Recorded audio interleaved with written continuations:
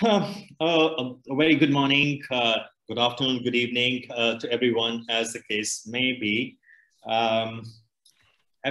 This is the third, probably, in this series of these webinars that the Indian Insolvency and Bankruptcy Board of India and IBBI are holding on the subject of avoidance transactions, and of course is a part of the understanding that we have that going forward we would continue to collaborate on and cover on a number of other such subjects of interest, not just to the Indian market, but also to the stakeholders and players outside of India as well.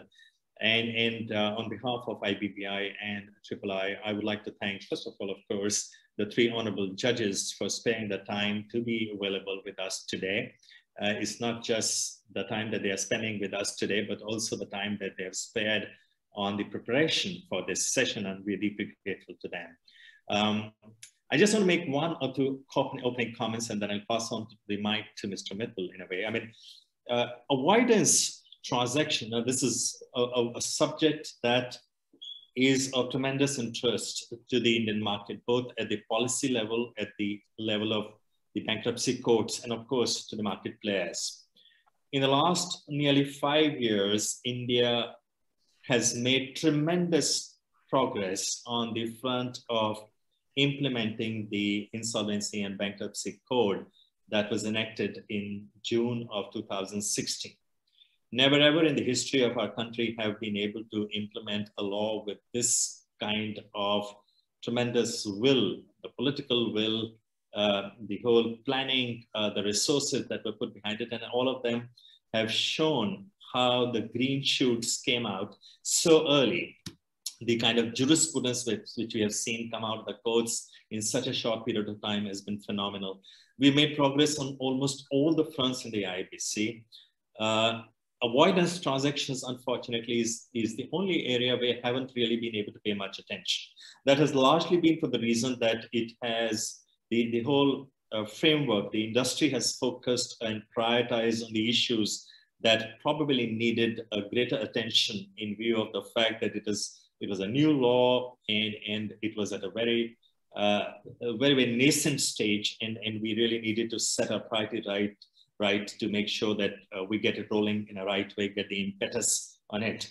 But of course, now over the last 1 year or so, the regulator, the policymakers, the NCF, the bankruptcy courts have been thinking deeply on how to get the attention on this issue, especially because we have been struggling some of the legal and some of the other issues because we don't really have much precedent on this in the country itself.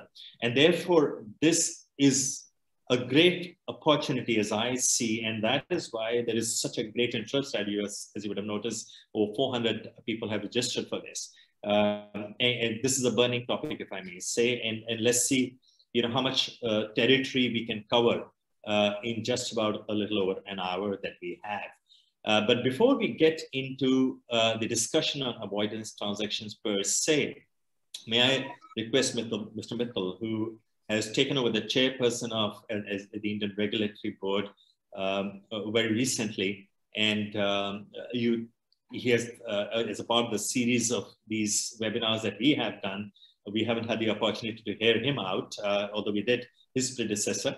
So Mr. Mital, over to you. Please share your thoughts with us over the next 4 to 5 minutes, and we look forward to hearing from you on this. Thank you, Batra ji. On behalf of IBBI, I would like to thank you and III for organizing this roundtable. I would also like to welcome Justice Abdullah, Justice Glenn, Justice Richards, and from what I can see from the screen, about 110 participants from all over the country, and I believe mostly from India, who are participating in today's conference. The Insolvency and Bankruptcy Code, IBC, which is commonly known as IBC, provides for identifying avoidable transactions such as in the nature of preference payments, undervalued transfer of assets of the corporate debtor, fraudulent and extortionate transactions, Now done with the intent to displace the rights of the creditors and thereby causing loss to them. As per our IBC regulations, it is the duty of the insolvency professional to determine avoidance transaction, to form an opinion and file an avoidance application with the judicial authority for necessary relief. The code requires the IP or the insolvency professional to scrutinize these transactions within the look-back period of 2 years for a related party transaction and 1 year for other transactions. Now, why is this very important for us? You know, the magnitude of the problem can be judged from the fact that the total resolutions under IPC during the last 6 years have been about 2.5 lakh crores. So we have resolved around 2.5 lakh crores in the last 5-6 years, and avoidance transactions, 770 avoidance transactions amounting to rupees 2.2 lakh crores have been filed. So our avoidance transactions are almost as much as what has been resolved. But we have not achieved much success in resolving these avoidance transactions. Out of the 770 cases that have been filed, less than 70 have been decided by the judicial authority. Now we have a problem with avoidance transaction, and if these avoidance transactions had been taken care of or had been decided, perhaps our resolution value would have increased by 25%, 50%, or even doubled. As I just said, our regulations require an IP to file the details of avoidance transactions within the prescribed timelines. However, we have seen that it is difficult to identify these transactions within the short period prescribed. We have also seen that in our country, the financial creditors, that is the banks, have also conducted forensic audits in large number of cases.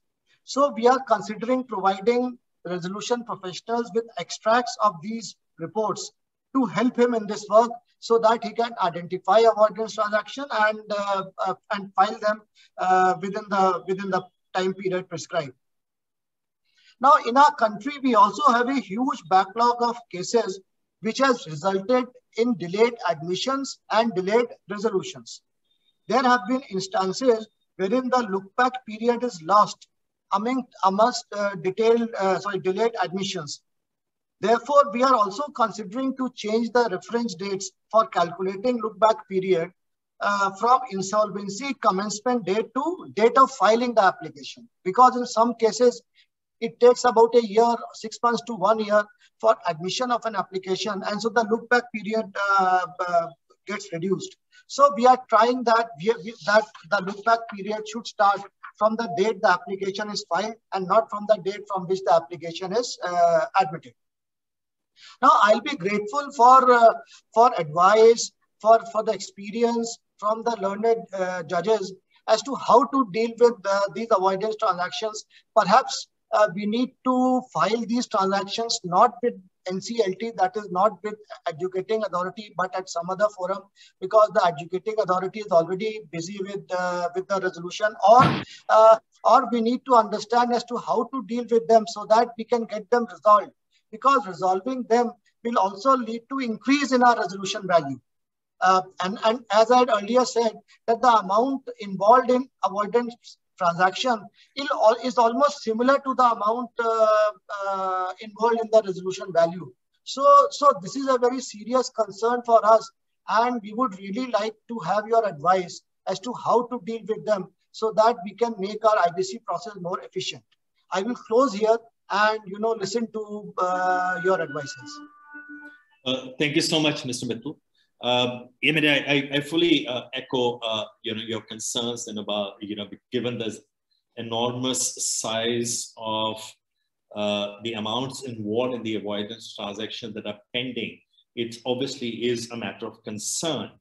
But having said that, the NCLTs, the bankruptcy courts in India, in the last 4 to 5 years have prioritized on resolving the resolution insolvency. Because there was such a huge backlog, and they obviously felt that that should get most of their attention. But I think given the size of amount that is involved, the dependency has become a bit of a concern. Now, I'd like to sort of split your concerns into 3-4 questions, which will hopefully, with the response of the honorable judges on the panel, help us in some getting and receiving some guidance on this issue. And one of the issues is that, as you also mentioned, Mr. Mital, that under the Indian Insolvency and Bankruptcy Code, it is the insolvency professional who's called as the resolution professional, whose responsibility it is as a statutory duty to investigate if there have been any transactions which could be preferential, undervalued, or extortionist, or even fraudulent, and seek help of experts like transaction auditors, and based on their recommendations and their reports and the outcomes of the investigation, apply his mind, and if there are any such transactions found, go to the NCLT. Now, we all understand that the resolution is a time-bound process, and invariably, it is impossible to get a decision on the avoidance transaction within the period in which the insolvency needs to be resolved, 180 days or 230 days or 330 days, whatever it may, the period may be extended or original. Now, the problem it poses is that we are expecting too much out of that professional. His hands are full with so many other responsibilities.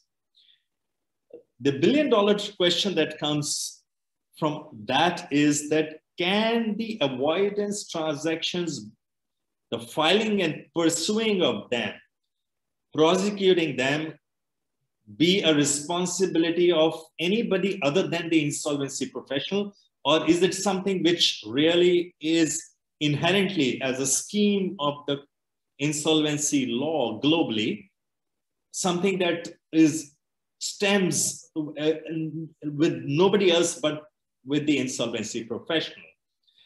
That is one part of the question which I would request my panel to address. But the second, which probably is an associated or a supplementary question from that, is that if supposingly the resolution plan is approved, the insolvency ends before there is an adjudication on the avoidance application, can those avoidance applications and proceedings be assigned to somebody else? Because the insolvency professional would become functus officio. I mean, he ceases to hold the office under the law. Then can he assign it to somebody else? These are two important questions which are directly linked with the speed and getting quick decisions on them, and not really in any manner keeping the two, the resolution and the avoidance, associated, and to be able to de-link with them in some manner or the other. Not just by giving the responsibility to some other court as a special court, but also within the mechanism.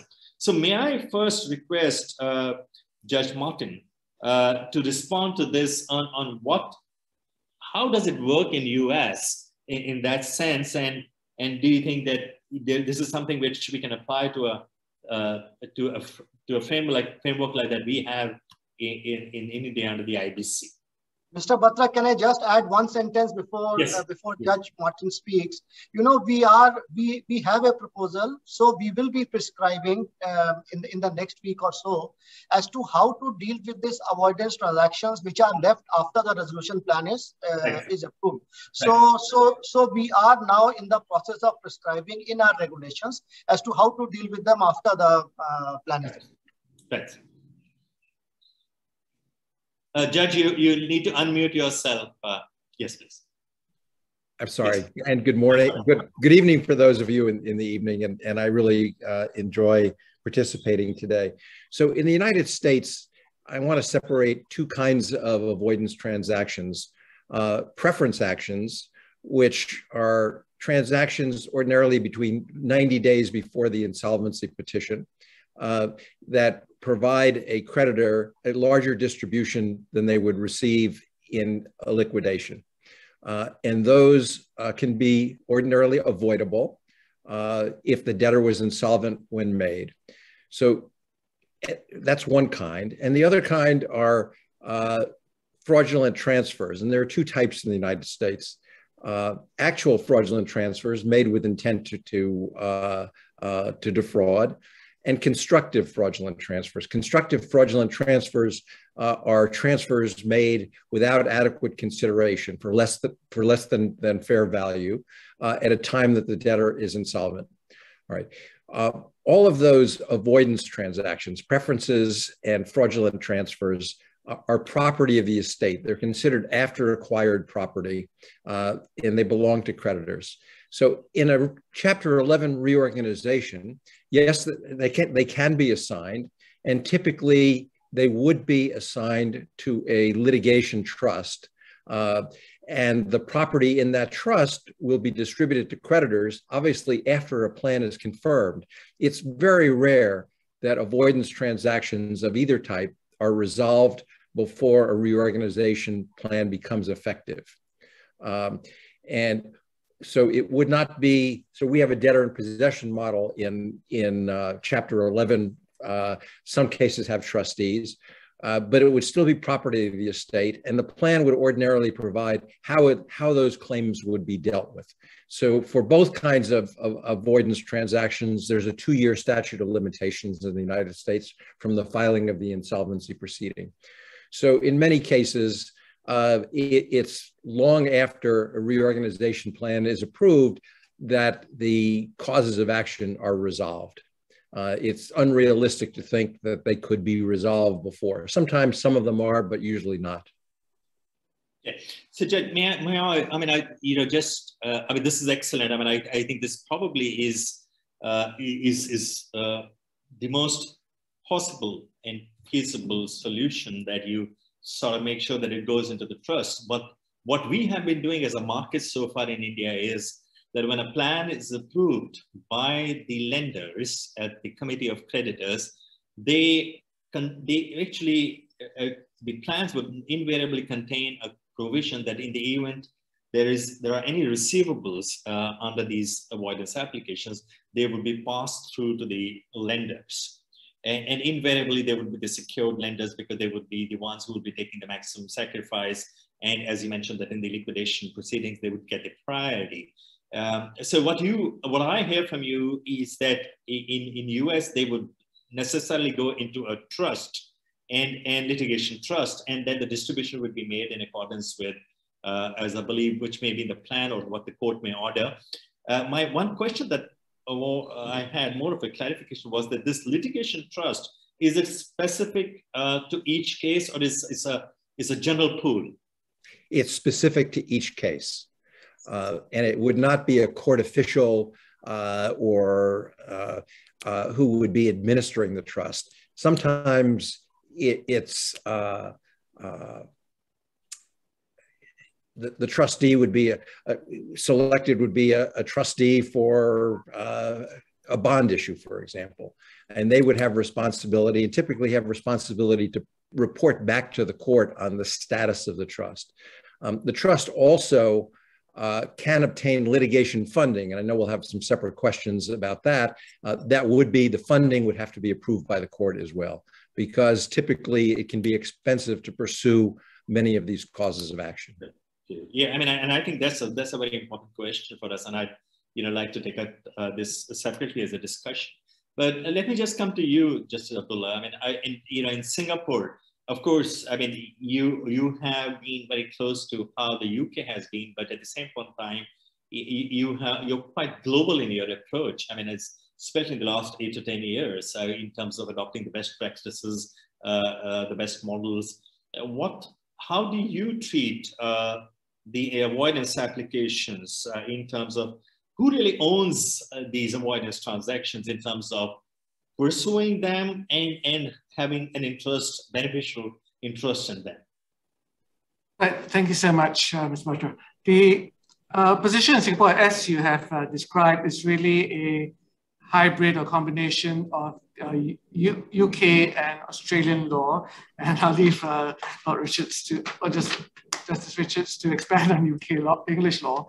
But in terms of what we have in Singapore, it's fairly similarly close. Some of the details may differ a little bit, but we hew to the traditional distinction between unfair preferences and transactions under value.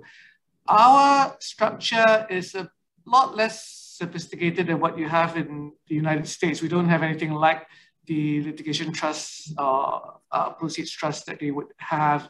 And by and large, in our system, the avoidance transactions are pursued really in a fairly, most of the time, piecemeal fashion. And as we will come to later, the large problem for our liquidators, our insolvency practitioners, would really be funding and trying to convince the creditors to stump up the legal fees, the investigation fees that are required.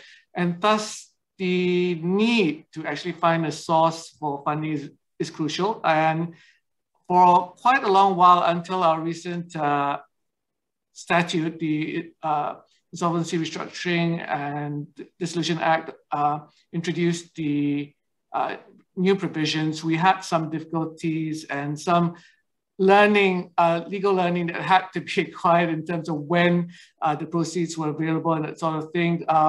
We followed some of the older English cases previously, which barred the liquidator from assigning the cause of action.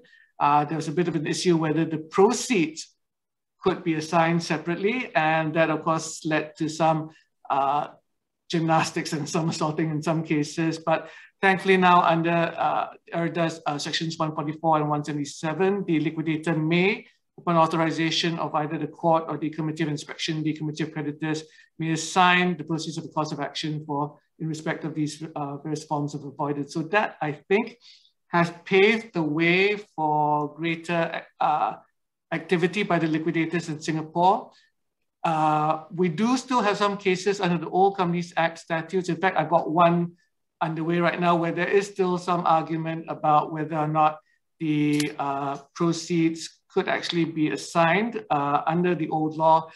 I've got to issue a judgment on that very shortly, so I can't say much more about that. But really, I think there's scope for us in Singapore to learn from what they're doing in the United States and see whether there's something for us to adopt and to perhaps introduce in an opportune time. Thank you. Thank you so much. Now, before I come to Judge Richards, because our framework is actually quite closer to what the UK has. But just one thought is, just as Abdullah was speaking, that, the assignment in liquidation proceedings are still something which to an extent is understandable, because assignment would invariably also involve a discount, because if you're going to assign it, you're going to take a hit at the actual value, because somebody who's going to really follow it up as an assignee would really spend money on it and may recover, will be taking a degree of risk. So there's a risk price associated with that as a discount. So it's understandable, because even in liquidation, you have to close the company in a time-bound manner. So you want to just take it out and say, okay, let the creditors get whatever they are getting at this point in time, and the assignment can be pursued. But when you do it in a resolution, because in India, it's a 2-4 process. You pursue the resolution first, you explore the resolution first in a time-bound manner. If the resolution fails, then you go to liquidation. But so therefore, if the avoidance is filed in a resolution, it would become a bit of a challenge to assign them and take a discount, because it's an ongoing process, which even the liquidator inherits in the event the company goes into liquidation after the avoidance have been filed in the resolution process. And therefore, the challenge is that why would lenders want to take a discount and assign, let they be pursued? So this really continues to be a debate, because it becomes an accountability issue also, because the bankers would find it is public money, largely public sector banks in India, whose money is involved in avoidance transactions, and they would find it difficult to justify that. So, but maybe that's something which you can reflect on later, Justice Abdullah. Maybe, at this point in time, I'll go to Justice Richards on his view. And you obviously, because even under the companies like that, Justice Richards, we had from 2013 onwards, then, this was, yes, in 1956, before that in 1913, we had virtually what you had in your Companies Act. till 2016, when we sort of carved out insolvency as a separate code after taking it out from the Companies Act. We unfortunately didn't really develop too much of jurisprudence on that. And I also found from my study when I was doing my book that even globally, there are very few cases where the directors and managers have been held liable to pay, from the avoid, especially the fraudulent transactions or preferential. I mean, of course, you were very hands-on them, but so look forward to hearing from you, just Richards, on these particular issues. You please unmute yourself, please. Just Richard. We always make that mistake, don't we? Well, first of all, can I say again, as others have, what a great pleasure it is to take part in this seminar. And good evening to all of you who are in India. Can I just mention, and I'm really picking up on what you've said about just a word about what the substantive law is. The present position is really pretty similar to what Judge Glenn described as being the position under US law, in the sense that we have voidable preferences, we have actual fraudulent transfers, and what Marty Glenn described as constructive fraud. We don't use that term, we use the term transaction at an undervalue. The state of English law, UK law, changed significantly with the introduction of the Insolvency Act 1986. So although they're relevant for our purposes, there were predecessor provisions under our insolvency law which found their way into the relevant Indian codes as well. All that was either changed or new claims were brought in 1986. So first of all, we have preference claims, and there were some significant changes to the position prior to 1986. Secondly, the transactions at an undervalue, the equivalent of the constructive fraud claims, were introduced really for the first time into our insolvency law by the Insolvency Act. And those two claims, preferences and transactions at an undervalue, are in adjacent sections in the Insolvency Act, and there's a good deal of commonality as to the look-back period and so on. Actual fraudulent claims have a very distinct history of their own, and I'm going to leave them on one side. In English law, they go back to what is often referred to as the Statute of Elizabeth, which was Elizabeth I rather than Elizabeth II. And in one form or another, they form part of our law, at least since Tudor times. But I think I will leave those on one side. So the preference claims and the transaction at an undervalue, in both cases, the relevant sections provide that they may be made, the claims may be made by the office holder. And the office holder is either an administrator if it's an administration, or a liquidator if it's a liquidation. And there was doubt as to whether those claims could be assigned. The general position in English law was that a party couldn't trade in lawsuits. So for a long time, champerty, as it was called, was unlawful at common law. Nobody could trade, you could sell their lawsuits, but there was an exception going back to the 19th century for insolvency. So liquidators, office holders could sell claims, but the legislation which permitted that was drafted in terms of assigning the property of the company. And that so it was fine if there was a claim which existed in the name of the company. The problem was these preference and undervalue transactions could, by the terms of the statute, only be brought by the office holder. Were they property of the company? Well, that issue was resolved by legislation and took effect in 2015. So from then on, the doubt is resolved in favor of saying that the office holder can assign these claims, and they can be, there's no actual limit on those to whom they can be assigned.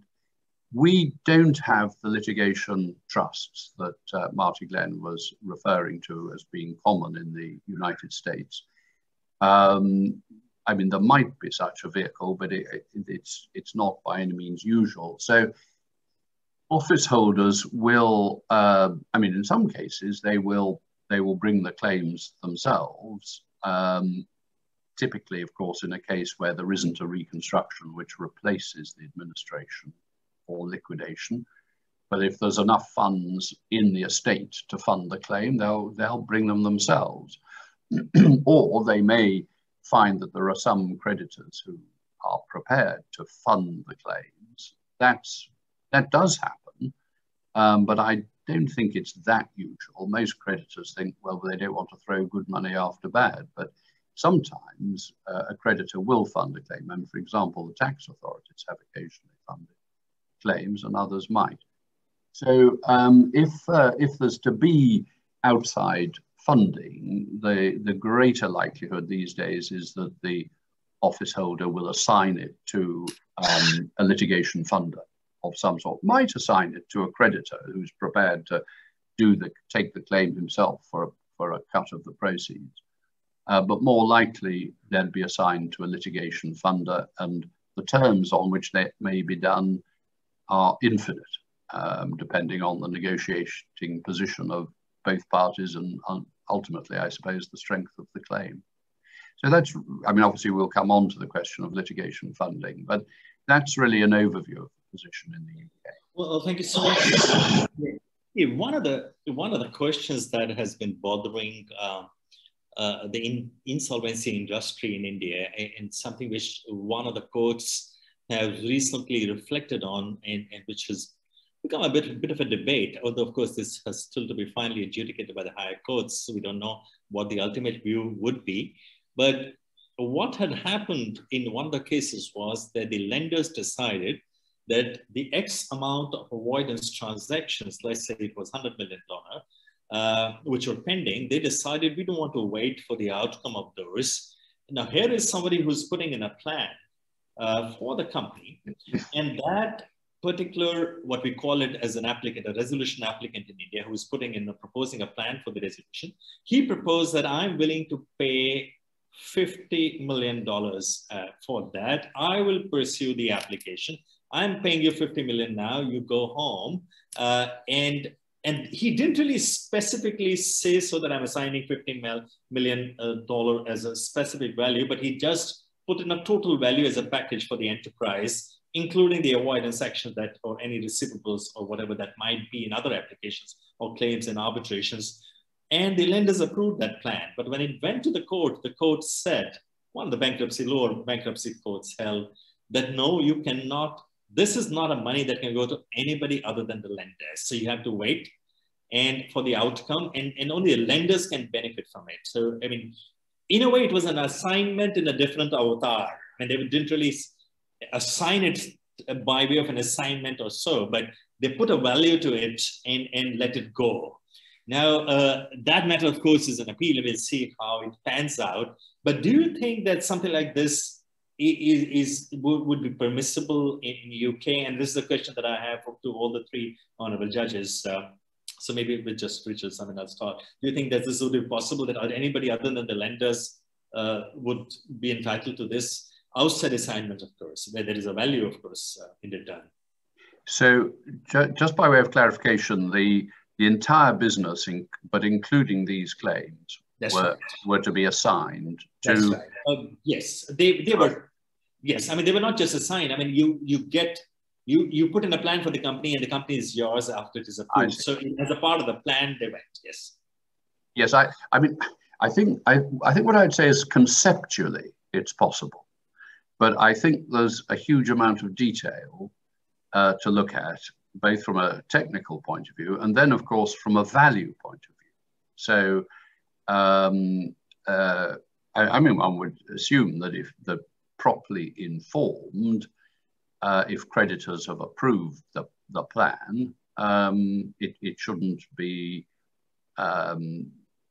subject to rejection on commercial grounds. But of course, that assumes proper information and proper evaluation of the claims and so on. So, I mean, that's obviously all a major area.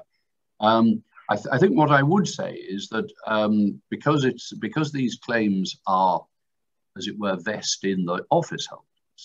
I mean, looked at from a UK perspective, it's the office holders who would have to assign the claims as part of that deal. I mean, I don't think if it was just all the assets of the company being assigned, that might not include these claims. But I think if you've got my instinct about it, and it is no more than that, is that conceptually it's possible, but there will be a lot of work for the lawyers to do. Yeah, it does require a deeper scrutiny. I mean, you can't just let it go as a pure, simple commercial decision taken by the creditors. Justice Glenn, your view, please. So the avoidance actions are property of the estate, but when there's a sale of a company in bankruptcy, and there were many of those, it's a sale of estate property. So the company itself is not the party, it is the estate itself that's the party. I would say there's a difference in the treatment between preference actions and fraudulent transfer actions, including the undervalued transactions, our constructive trust, fraudulent conveyance actions. It is fairly common where a business is sold by the estate, approved by the court, for preference actions to be transferred with it. And why is that? The potential defendants in the preference actions usually are trading partners of the company, the vendors and suppliers. And oftentimes the acquirer acquires those with the intention of not bringing the actions because they want good commercial relations with the counterparties. So that is, I would say, fairly typical. Transfer of the fraudulent or undervalued transactions, I would say, is somewhat different. Conceptually, I would think it's possible. Determining what the fair value of those claims is more complicated. And those ordinarily would, if it's a liquidation, it's the office holder, the trustee, that has the responsibility for pursuing those or transferring them. But it would not be common to go to the buyer of the entire business itself. Preference actions, yes. Fraudulent or undervalued transactions, less so. But conceivably, it's possible. Thank you. So can I just add a point here? So you know what I understand is that both in US as well as in the UK, the preference is that the avoidance transaction should be pursued by the creditors and let's say separately from the resolution process, because it often goes after the resolution. So it should be pursued by the creditors, and you know, whatever proceeds are obtained should be divided amongst the creditors, perhaps in the same ratio as the resolution plan is divided. I mean, the resolution money is divided, but it should perhaps it should not be transferred to the new buyer, and it should go to the creditors. Is my understanding correct? So, Mr. Mital, sorry, Justice Glenn, you were responding. Yes, please. No, go ahead. Go ahead. Yeah. So, I mean, as I hear Justice Glenn and Justice Richard reflect on this, I mean, they would say that it's actually a commercial issue largely. Conceptually, it should be possible to put a value for the lenders to say that, and I'm interpreting it my own way, and Justice Glenn and Justice Richard will excuse me if I'm not accurate on that. But I would say that if the lenders decide that it's 100 million worth avoidance applications, if I pursue them over 5 years, the uncertainty of recovering 100, I don't know. I don't know how much cost I'll spend on pursuing it. So if today somebody is offering me $50 million for that, I should take it, because that $50 million I can use to sort of to put a good business opportunity. So as a commercial decision, yes, it is acceptable conceptually, but yes, if you are offering a discount, that discount is subject to scrutiny. And the courts would like, there has to be adequate information available to be able to say that this is a fair valuation, this is a fair assessment, and that no stakeholder has been shortchanged in that process. And you have not done it for any purpose other than a bona fide commercial reason, is how I would interpret it. And therefore, yes, it should be possible to put a value, but the beneficiary at the end of the day is the lenders only, whether they receive it today or they receive it 10 years down the line. So the beneficiaries are the lenders. So the lenders can sell it to a third body or a trust, as Justice Glenn said. But can it be sold to the buyer? Can it be sold to the resolution applicant? Can it be transferred to the resolution applicant as a package? Or it should be sold separately to a trust or to a dispute resolution system? I mean, what should be the preference? So look, Justice Glenn, you were reflecting this. Yeah, what I'm hesitant about saying is that they would be transferred to the lenders. The proceeds of the recovery of avoidance actions typically follows what we refer to as the waterfall under our bankruptcy code in a liquidation or under the plan itself. The lenders would be one creditor body, and it may be under your relevant statute, they have a priority over lower ranked creditors, but not necessarily so. And so if they may be quite willing to resolve the avoidance actions so that they get paid without enough money flowing down to lower ranked creditors. So that's my hesitancy. This is property of the estate, not property of the lenders itself. And I would be very cautious about any disposition of this estate property that benefited one group of creditors to the disadvantage of perhaps a lower ranked group of creditors. So just again, as I understand Mr. Mital, and in fact, when he meant, what he meant really creditors bias was, of course, while respecting their order of priorities in which they're entitled to receive as they would in liquidation waterfall mechanism. And I think that's quite given as an understanding. So just Abdullah, would you like to reflect on this? Because I do have another question for you after this, but we'd love to hear your views on this. No, certainly our position would be in line with that in England. I think primarily it is a commercial decision. In Singapore, under the new law, the liquidator would need the authorization of either the court or the Committee of Inspection. And if it was a court application, I'm quite certain we would be looking at the mechanism, as you mentioned, for determining the discount and whether it's justified commercially, and there'll be a weighing of risk. But as long as the creditors as a whole would seem to benefit from the transaction, I don't see a Singapore court from blocking any such proposal. Thank you.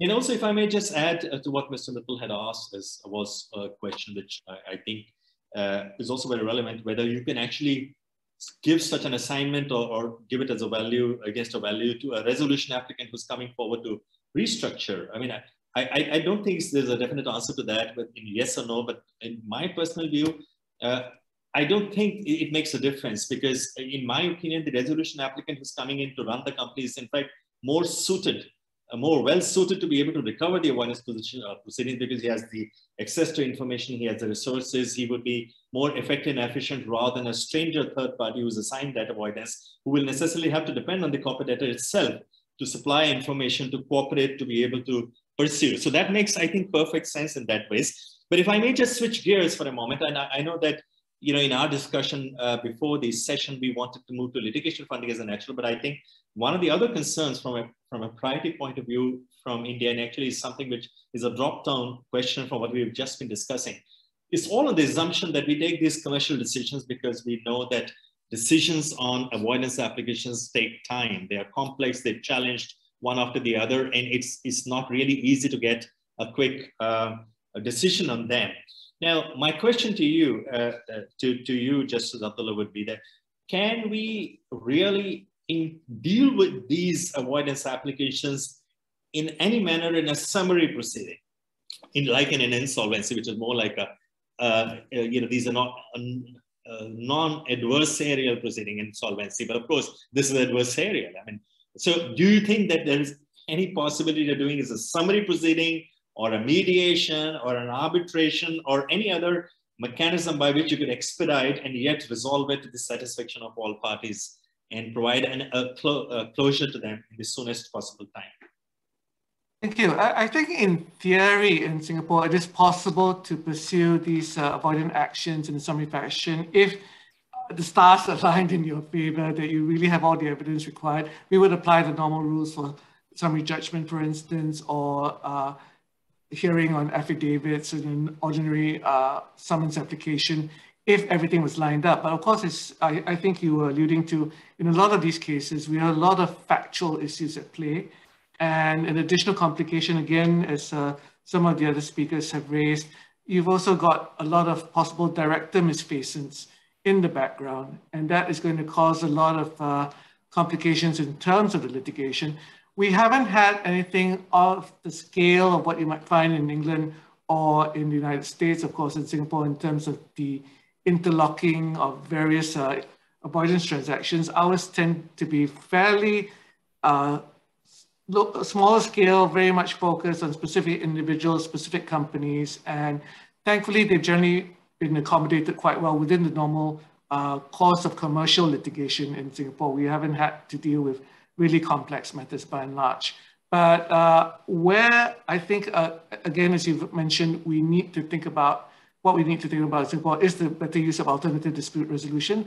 We have been quite active in mediation and arbitration in various spheres, but a bit less so in insolvency. And we've been trying to take steps to, we've been encouraging our practitioners, lawyers in Singapore to look at mediation in restructuring cases. We haven't quite looked at it in terms of avoidance and similar transactions, but it is something for us to learn about and to consider implementing what they have, for example, in the United States. Thank you. Well, thanks so much, Asaf. In fact, that allows me to go on to Justice Glenn straight away, because I mean, in three questions, very, very quickly, Justice Glenn, and they're all connected in a way. Summary proceedings, is it possible? 2, alternate mechanisms like mediation, and 3, generally, how much time would it take in resolving an avoidance? I know it's quite difficult to benchmark it. It will depend on the facts of each case, but I mean, your thoughts on these 3. So in the United States, it would be necessary, unless you settle it beforehand, to have an adversary proceeding, a lawsuit within the bankruptcy court. They have to file a complaint, serve the complaint. It's typical in the large cases for the judge to enter a blanket mediation order requiring that unless the matter is resolved consensually within 90 days, the parties are required to go into mediation. And what I've typically done is, in the large cases, is set up a mediation panel with perhaps 5 different people that can be selected, who are generally viewed as good and acceptable, and let the parties agree on one of those 5. So for example, when I became a judge in 2006, one of my then colleagues, very famous Judge Bert Lifland, transferred 1,100 preference avoidance actions in one case, Bethlehem Steel, to me. I entered a mandatory mediation order, and I would set up and conference 50 to 100 cases a month and set out specific case management orders in each to try and keep them moving. So yes, it can be time consuming, but the fact of the matter is, in that one case with the 1,100 preference actions, they were all resolved within a 2-year period, and all by settlement or dismissal. So yes, it is common to have mediation, to require mediation in those. Yeah. I mean, and of course, we all know that in US, UK, even Singapore now, in Australia, I mean, you can't just file a proceeding like that, which you're not serious about, and you don't really have the right evidence and facts in support, because you would attract huge costs for filing frivolous petitions. But in India, unfortunately, the insolvency professionals see it as a sacrosanct duty that they have to file. If they don't file, they'll be asked questions by the regulator of the court why you didn't file. So if they do end up filing, and sometimes they don't really have enough material to support, and that really gives a different spin to this whole thing. But Justice Richards, I mean, your view on this again, I mean, do the courts really try and treat this as a summary proceedings? And is mediation a tool that is something which is becoming common UK as well in insolvency, in particular in avoidance. Are there any examples of that? Yes. Well, I think the first thing I would like to make is that the vast majority of these claims, this very much bears out what Marty has just said, the vast majority of these claims do settle before there's the final hearing. And they settle through a number of mechanisms, most obviously simply by negotiation between the parties and their lawyers. If that's difficult, then mediation is available, and mediation, I think, is quite common in these areas. The approach of the courts to mediation is very much to encourage it and require to have a period. I mean, exactly when you do it is another matter, but to have a period when you pause the proceedings and have a period of, let's say, 90 days in which the parties are required to seek to mediate. And if they fail to do so, or one of them fails to do so without good cause, then that may be reflected in the ultimate order for costs if the matter goes to trial. So there is certainly a big push for mediation. A lot of this depends, I mean, I think that the impetus for settlement, however it's achieved, comes from knowing that there is going to be a substantive hearing at some point, and the closer that is, the more people will be inclined to settle. So that the courts have to provide that, as it were, as the long stop. Some of these cases, particularly, I mean, just really mentioning the Singapore experience, I mean, a lot of our cases will be quite small cases. The claims will be quite straightforward. They can be tried quite simply, probably no need for exchange of written pleadings, just have witness statements in the straightforward cases. The more complicated cases will require written pleadings and will be, you know, the bigger the claim, the greater the issues. It'll be just like any other adversarial litigation. Just specifically on the point of summary proceedings, I mean, in one sense, if you pare down what's required, it's almost a summary proceeding.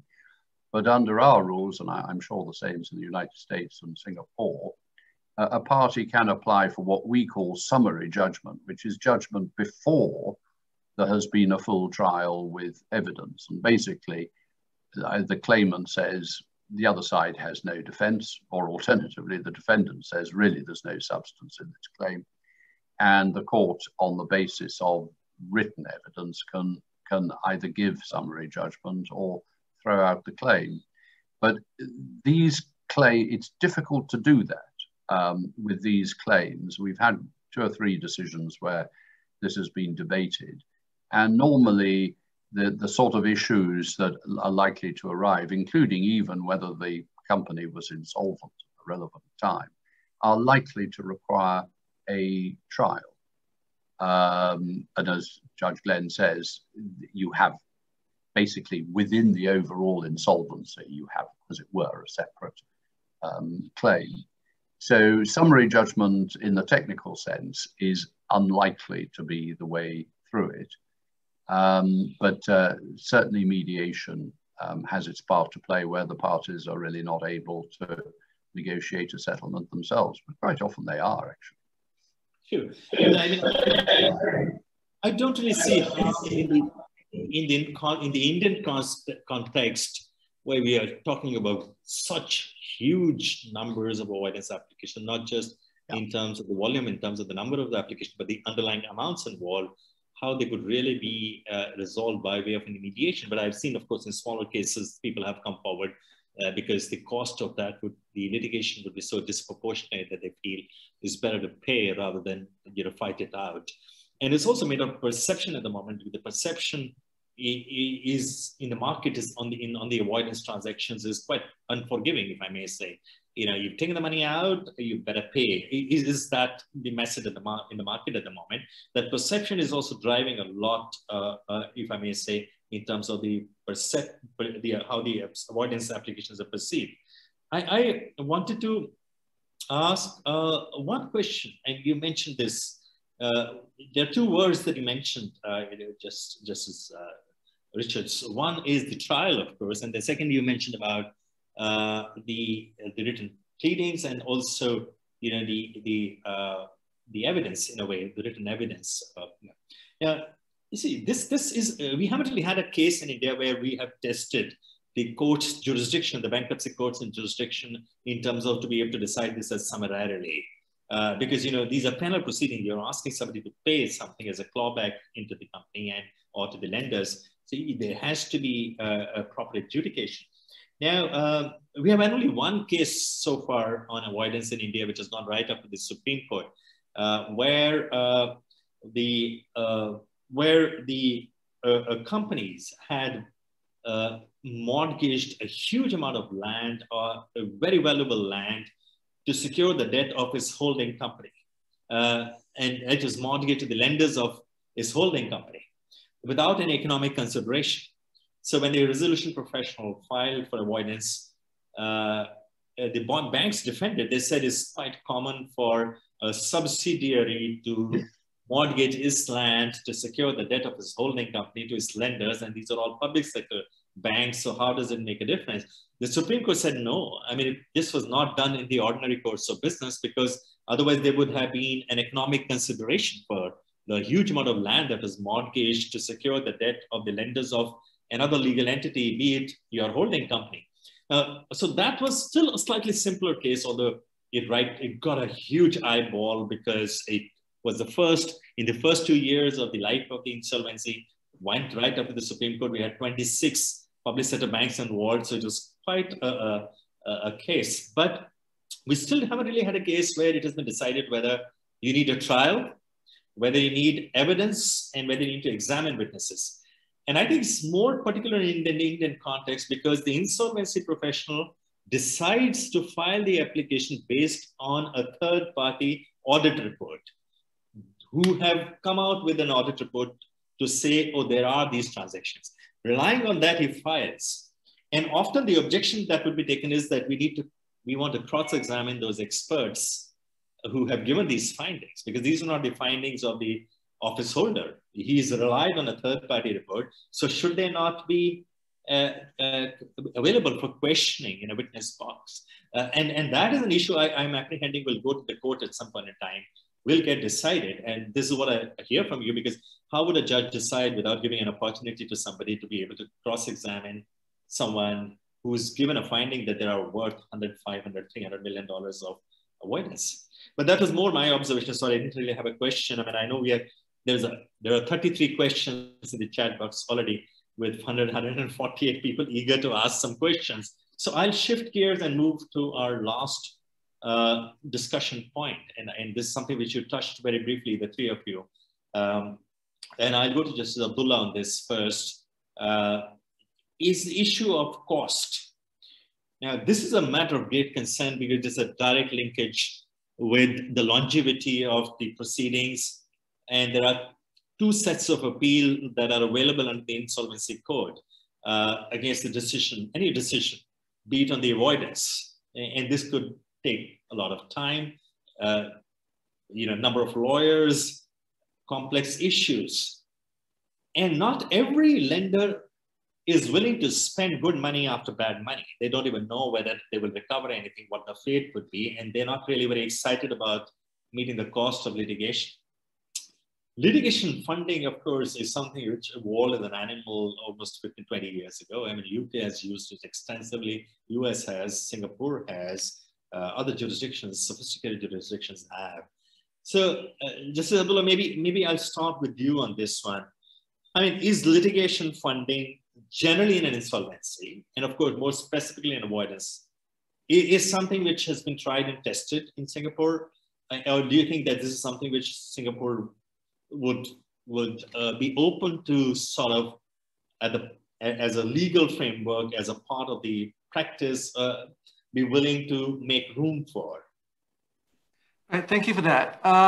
Well, 10, 15 years ago, the attitude in Singapore towards litigation funding, contingency fees, conditional fees was the typical hands off, and we don't want to go near it. It's funny American kind of thing that we were rather afraid of actually at the time. But I think over the years, we have actually evolved our attitudes, and we've seen the experience both in the United States and in England, and steps have been taken in recent years to loosen the taps a little bit. So litigation funding, first, generally, we had some such changes a few years back, allowing for litigation funding primarily in arbitration or arbitration-related matters.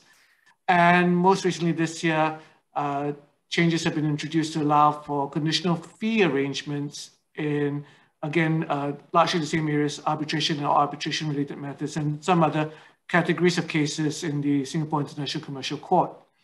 But kind of surprisingly, but it's a testament, I think, to the activity of the Singapore Insolvency Bar. In insolvency area, we actually went a little bit ahead of the statutory changes, because we allowed for litigation funding basically through case law in insolvency, because we regarded it as essential for the administration of justice, because otherwise no one's going to be around, no one's going to step up, and we would be left with a situation where there is some unfairness left in the outcome because no one was willing to cough up the money, or there was no mechanism to allow people to pursue otherwise sensible, commercially sound claims through the court system. So in a series of cases, starting, I think, I can't remember the exact time, 2015, 2016, our court started allowing litigation funding in insolvency and basically treated it as a form of exception to the rules against maintenance and champity. And we have continued with that. So Parliament, when it introduced the litigation funding rules for arbitration, did not seek to claw back or restrict what's being done in the insolvency sphere, and basically said we'll leave it to the courts to continue to develop in this area. So the interesting thing for us in Singapore is, given the development of conditional fee awards in arbitration and arbitration-related matters, that could be an issue whether that could be something that's worth exploring in insolvency. I'm not quite sure how it would be structured. I'm not sure whether there are any Singapore lawyers on the call right now, but I'm quite sure some of them are already hard at work thinking about new ways of trying to push the envelope. And I look forward to hearing the arguments in court. Thank you. Okay. Well, that's great. I mean, I think, this is something which we are very eagerly watching and observing. And I'm sure Mr. Mital and his team are also, because litigation funding is something which was sort of like a can which was pushed a little down the lane, because we thought that we need to prioritize our matters, and litigation funding can probably wait a little. But I think it's time, given the fact of experience of the last 5 years. But maybe, maybe can I go to Justice Glenn at this point on his issue on the litigation funding cost, and what are the deterrents in terms of making avoidance application quick and efficient in the resolution? So I guess my first observation is that fraudulent transfer litigation, actual or undervalued transactions, can be very expensive to litigate if there are really substantial dollars involved. So my colleague, Judge Robert Drain, who's presided over the Sears bankruptcy, one of the very large ones, actually has a motion pending before him that he'll hear in a few weeks to approve additional litigation funding. They've sort of burned through the initial very large amount that was available. And interestingly, this has become a subject of academic interest as well, as to what are appropriate litigation funding mechanisms and what are rates of return that are permissible. In the Sears motion, you read it, you can see they shopped for the best available funding. I would just, without getting into the weeds on this, there's a law review article in the Cornell Law Review from 2019. The citation is 104 Cornell Law Review 1133. That's an empirical investigation of third-party litigation funding. And you can see the very wide range of interest rates that are charged, they can be very high. It obviously involves an evaluation by the funder of what they believe the prospects for success in the action are. So I had a similar issue in what was originally General Motors, was the Motors liquidation insolvency. When Judge Gerber retired, I assumed responsibility for those cases and actually tried one of the very large avoidance claims in it. And there was litigation funding that I approved there. So it's a complicated subject. It is, I've seen a long list of law review articles where academics have dealt with it. It's possible. The court is supposed to make an assessment, have the parties established that they've shopped the market in effect, and the deal that they're proposing is the best available and appropriate in the best interests of the estate. Justice Richards, please. Yes, well, I think that our experience has mirrored to a considerable extent Singapore's, although I think we started to have to grapple with this perhaps a little earlier than Singapore. The first sort of move away, I mean, originally, an office holder, as I mentioned earlier, would either have enough funds in the estate to fund the litigation or would go to creditors and seek funding. But in those days, it wasn't possible to reach conditional fee agreements with lawyers. That was then changed. It was then possible to have conditional fee agreements so that the lawyers wouldn't be paid unless there was success, and in return they would get an uplift on their fees, so which might be anything up to 100%. And at the same time, a market grew where the claimant, in this case the office holder, could get insurance against having to pay the other side's costs if the claim were lost. And that worked pretty well, I think, for insolvency practitioners until a significant change in the law which took effect in 2016, which was that you could no longer recover from the other side if you won and they lost. You couldn't recover as part of your costs the uplift in costs or the insurance premiums. So rather at a stroke, that made that approach to litigation funding a great deal less attractive. Not impossible, but a great deal less attractive. And that in turn gave a boost to litigation funding. And litigation funding is now pretty active in the insolvency arena. Typically, it's combined with an assignment of the claim to the litigation funder, but on terms which will involve, I mean, it might be for an outright sum, but very typically it might be for the proceeds, if the claim is successful, to be shared between the funder, which is the assignee, and the office holder. Now, interestingly, this morning, I noticed that our Court of Appeal gave a decision yesterday in a case involving litigation funding for claims brought by a liquidator against the directors and members of their family in relation to transactions at an undervalue and preference claims. And what happened there was that the directors challenged the liquidator's decision to assign the claims to the litigation funder on the grounds that the defendant directors would have been prepared to buy the claims themselves, which would be a form of settlement. Anyway, the judge and the Court of Appeal would have none of it because they said that on the facts of the case, what the directors were trying to do was advance their interests as defendants in the proceedings rather than advance the interests of creditors generally. But it's quite interesting in seeing how the liquidator decided to fund the proceedings, because there were no assets in the estate. None of the creditors was prepared to put in funds. I think probably for the reason I've given, conditional fee agreements were not satisfactory.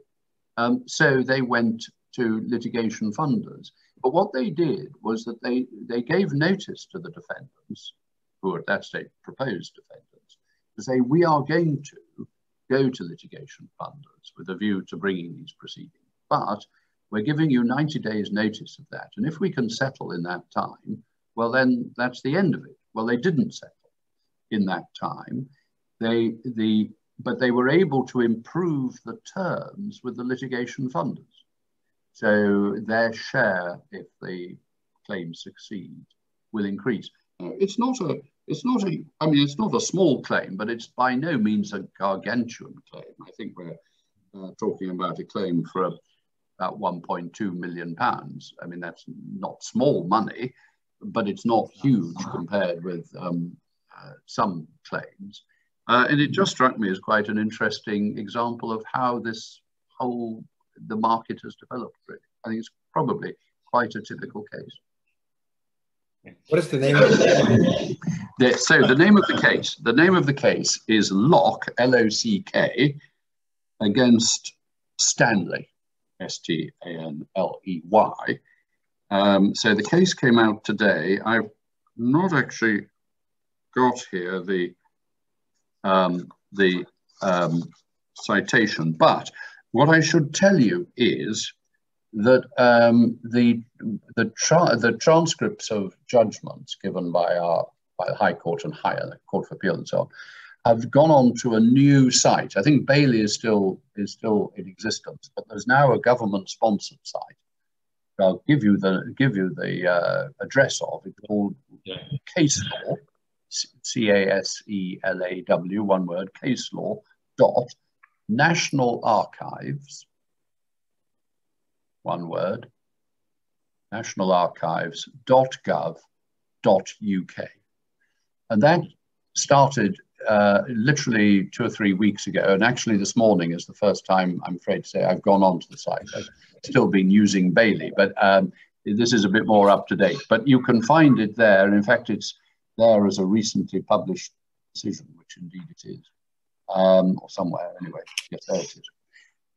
So I just thought it was interesting as for the sort of background as to, as I say, what may well be quite a typical case. But there's quite an interesting discussion of when creditors can apply to set aside this sort of assignment, and when they'll be debarred because they're really only doing it in their interests, personal interests, rather than as creditors.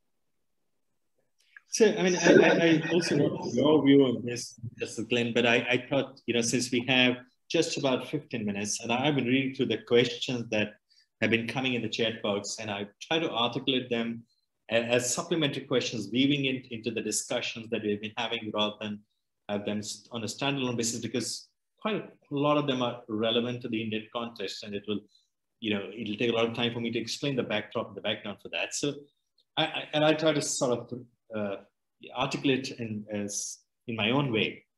And that's why I'm starting with Justice Klein, because you mentioned about the mediation. If it is a fraudulent application, where there is a fraud, and you said the fraud could also be because you paid lesser price than what the market price would be. Now, would that application be only concerned about the liquidation estate, or would there also be an offense against the state? That is because a fraud is a fraud. So is it just an offense against the liquidation estate, or it is an offense against the state, one of the states in America where this offense may have been committed? And therefore, can that really be compromised in the mediation, or do you think this is something which must go through a logical conclusion to determine whether there is a fraud and there should be a penalty that should follow if there is one? Well, if I understand the question correctly, the focus of the bankruptcy court would be the claims that the estate has against the parties to the transaction. It certainly wouldn't impact or affect any criminal responsibility if there was a criminal fraud, but so I would only be dealing with claims that the estate had against counterparties. I'm not sure if that's responsible. No, you've answered it. You've answered the question, because we have a bit of an overlap in India, because we have we have undervalued transaction, which you mentioned is something quite similar to what you mentioned could be fraudulent. But we have a separate fraudulent and a wrongful transaction where it could be actually a fraud against the creditors, which could invite even imprisonment, something like that. So that, of course, is purely in the realm of criminal jurisprudence. And of course, the law has given that jurisdiction to the bankruptcy code. And the parameters to apply to that would be so different in terms of how you do the trial there. But yeah, so I had one more question to you before I go to the others. So again, the look back period, of course, you mentioned about the 90-day look back period. And that's, of course, almost nearly shocking to our market because, you know, while the avoidance is, as Mr. Mital mentioned at the beginning, 2 years in case of related parties, 1 year otherwise as a clawback period, the twilight period. But the in terms of in cases of fraud, there's no such time limitation. Fraud unravels everything. You could go back 10 years, 7 years, depending on the case. But what is the rationale of having such a short look back period? I mean, I know it's more of a policy issue, but we'd love to have your guidance on that. Well, as to preference actions, the look back period is 90 days, except for insiders. If it's a transaction with an insider, it's a 1 year period. The statute of limitations under the federal bankruptcy law is the 2 year statute of limitations.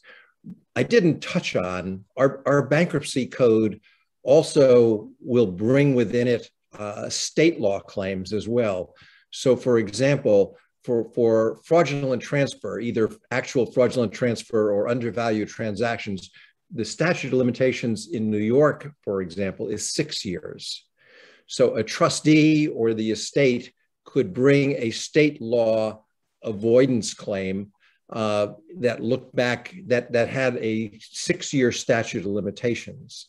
The 2 years is really just the federal under the bankruptcy code itself. So there can be, in New York, it's typical for us to have avoidance claims that include both the federal cause of action, the bankruptcy code, section 548 transaction, and the state law. In New York, it's the debtor and creditor law.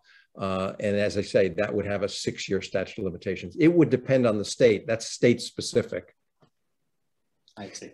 Yeah, I mean, I can't ask this question a little bit more, diving a little more deeper into that first, because one of the questions that came from Mr. John, who's probably one of the participants here, he said that is it possible that the ordinary preferential transactions are pursued by the office holder, but those that involve a fraud should be pursued by the state rather than the insolvency professional? I mean, I haven't really heard of that in the insolvency regimes, but I mean, just 30 seconds of your thoughts on that.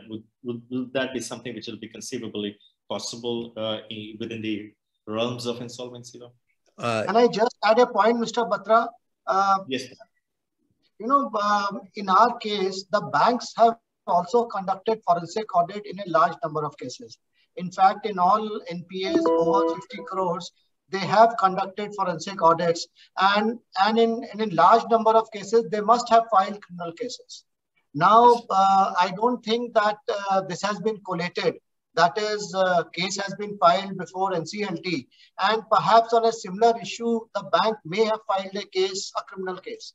So these two things may come up together one day, and I think they will be pursued separately. Sure. So here, criminal law is totally separate from bankruptcy, and so it's possible in a criminal case to have restitution ordered as well. And there have been times when the federal prosecutors will agree with a trustee as to distribution, to use the bankruptcy distribution mechanism for distribution of creditors, including any restitution that's been granted in the criminal case. But ordinarily, it is completely separate. Yeah. So can I come to you, Justice Abdullah? I mean, I have two questions. One, mediation, as you also mentioned, is something which now Singapore has great focus on. I mean, you may not have used it as much in insolvency as you mentioned, but of course, in the other fields, you are taking a lead in a big way. But do you think, and this is something which I wanted to ask you, not entirely limited to the avoidance application issue, because India has been sort of exploring the possibility of introducing mediation in some way in corporate insolvency also, although of course in individual insolvencies, given that it would be used, and I'm quite sure, although it's not on the statute book at the moment, but it's something which is in the offering. You think, I mean, what do you think is the future of mediation in insolvency? And please don't feel limited, to answering it only the contest avoidance, because I just want to take benefit of your being presence here and get your views. Thank you for that. As you mentioned, we are very keen on mediation across the board, and we've been looking at how we could encourage mediation in the context of insolvency. Justice Kanan Ramesh, who is quite well known to all of you, has been very active in encouraging programs by our various institutions, as well as, I think, in cooperation with various organizations, including, I believe, the IBBI itself. And I can't remember if Marty has come down to give a mediation session, but we have been trying to push our practitioners to take it up. There will be different skills required in insolvency mediation as opposed to general mediation. And I think the response has been encouraging from the lawyers. What I understand from speaking to practitioners is that there has been a bit of a reluctance amongst creditors, especially banks in Singapore, to take a chance with mediation. They'd rather have the certainty, all or nothing certainty of litigation, so that they can, I guess, show to their shareholders or their management, we've gone full on with these things, we've lost, but well, that's the court's decision. And we wonder whether there might be a cultural reluctance to adopting mediation amongst the banks or other financial institutions. So we're trying to think of ways to engage with them. We've had similar issues of perhaps not resistance, but reluctance in the other areas of mediation in the past. And I think it is something that we can surmount, but it's going to take quite a bit of education and outreach. And that is something that will involve the entire profession and the courts as well, to reach out to some of these stakeholders to convince them to give it a try and to convince them of the benefits of mediation. And ultimately, that is more productive and efficient for everyone all around. Thank you. Thank you so much. Just Richard, I have two questions for you as well before we wrap this up. One, more specifically, this is a question which has come from quite a few people. How much time would it take ordinarily for an avoidance transaction to be concluded? I mean, you did mention as a passing reference earlier, but if you could just sort of amplify on that a little bit. And second, also maybe in the mediation a little bit. Mediation, again, as I put to Justice Abdullah as well, not just limited to avoidance, but generally as well, because this is something which I would like to believe that the government and Mr. Mital's board is looking at quite keenly as something that could be introduced in the insolvency framework. Yes. Well, on your first point, it's always very, I mean, I wouldn't like to pretend that I have got really well-based figures for how long it takes claims to come to trial. So from the point of issuing the proceeding, the office holder or the assignee issuing the proceeding, assuming it is going to be fully contested and there are significant issues, then I would have thought it's likely to come to trial within 1 to 2 years of the issue of the claim. But that, I hasten to add, is a bit of a guess, and I'm not taking account of the impact of the COVID pandemic, which of course has hit us all. So far as mediation is concerned, as I indicated earlier, I think it's got a very significant place in insolvency proceedings, as in other proceedings. It has grown apace, undoubtedly. It is seen here as being very much in the public interest as well as being in the private interest of the parties, because anything that can reduce the cost of running the court system is seen as a good thing. And if you can, if people can settle their cases, I mean, on a proper basis, not being forced into it, but if they can settle it so much the better, because that reduces the demand on public funds. And mediation is simply a means of enabling people who can't themselves come to an agreement on their own to do so. And as I said earlier, many parties are able to settle without bothering with a mediation. But a mediation enables settlements in a wide range of circumstances. If I can give a personal anecdote here, shortly before I became a judge in 2003, a High Court judge, and shortly before that, when I was still a barrister, I was acting for the liquidator of a company which had a claim against the main director for 15 million pounds sterling for fraudulent breach of duty. And it was, as you can imagine, quite hard-fought litigation. And my solicitors who were instructing me, acting for the liquidators, got in touch and said, both sides have agreed to have a mediation. Well, this, as I say, was about 20 years ago, and mediation was very little used then. And I was very skeptical. I said, well, I mean, if people want to waste their time and money on a mediation, I mean, that's fine. And they said, well, we'd like you to come along to it. That's right. So off we went to a hotel in the middle of London, and we had two mediators, one of whom was a recently retired law lord, member of what was then the Judicial Committee of the House of Lords. And we spent the morning and afternoon discussing it, and there was a sort of session at the beginning where people put out their positions, and then the mediators were doing the usual sort of shuttling between the two sides. And by the end of the day, the case settled. I mean, since I'm not revealing anything about the details of the case, I will tell you it settled for £10 million. That was a very satisfactory outcome for both sides, which I don't think could have been reached without the mediation. So my whole attitude to mediation changed literally overnight as a result of that experience. And I thought, well, if that claim can settle through mediation, there's really no limit to the claims that can be settled through mediation. And the history here since then has been extremely encouraging, with extremely difficult and very, very sensitive cases, including cases against the government and so on, being settled through mediation. So I would encourage exploration of the use of mediation. Well, thank you so much. I mean, we just have about 2 minutes, so I'd like to use those 2 minutes to thank you all. I mean, this has been very, very fruitful. I mean, it's impossible to answer every possible question on a 90-minute panel. There are about 50 questions, but we did cover quite a lot of them in your comments, and I think it was very useful deliberation. And for us, this is a topic that will continue to be of importance going forward, and we will seek and continue to seek your guidance going forward as well through other interactions that we might have.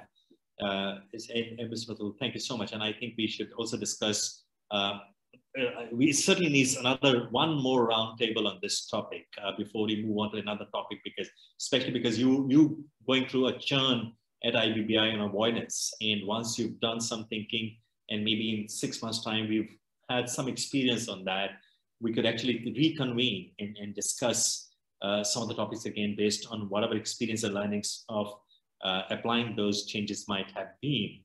So that'll be good. But thank you so much once again. I know it's quite late for Justice Abdullah. It's almost 8:30.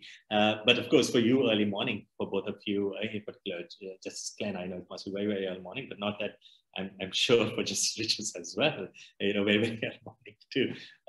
So thank you so much to all of you for sparing your time. Thank you so much for Anika, Shari, for coordinating this IIII. I appreciate you very much, and look forward to another opportunity to have a panel with you and see you. Some of you will see you in London. I'm sure Mr. Mital is traveling too, I believe, to London for Insol. So we'll probably get to see you in London. I mean, I'll be at the IIII dinner as well on the 25th, but yes, also at the install too, let's say.